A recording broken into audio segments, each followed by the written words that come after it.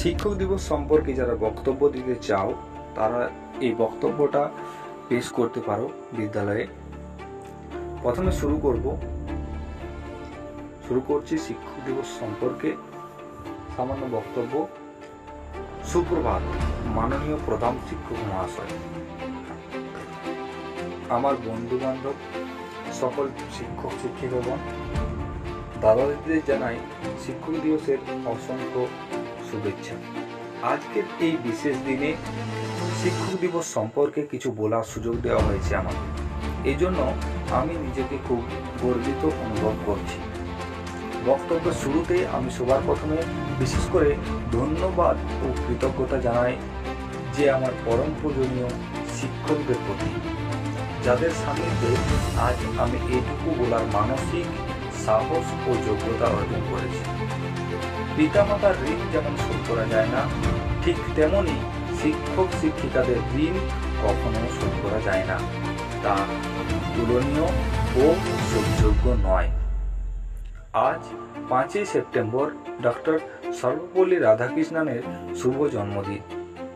এই পরম পূজনীয় ব্যক্তির জন্মদিনকে উৎসর্গ করেই অনুষ্ঠিত হয় শিক্ষক দিবস।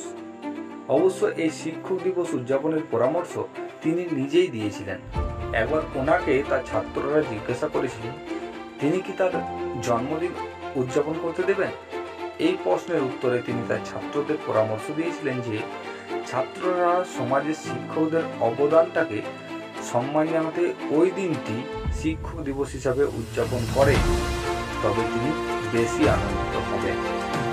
প্রকৃতপক্ষে তিনি একজন শিক্ষক ছিলেন তাই নয়, শিক্ষকদের প্রয়োজনীয়তাকে উপলব্ধি করতেন। তিনি বলতেন প্রকৃত শিক্ষক তিনি যিনি আমাদের ভাবতে শেখান। ডক্টর সর্বপল্লী রাধাকৃষ্ণনের আরো বিশেষ পরিচয় হল তিনি ভারতের প্রথম উপরাষ্ট্রপতি, দার্শনিক এবং দ্বিতীয় রাষ্ট্রপতি। প্রকৃতপক্ষে একজন শিক্ষকই পারে দেশ ও সমাজের পরিবর্তন করতে।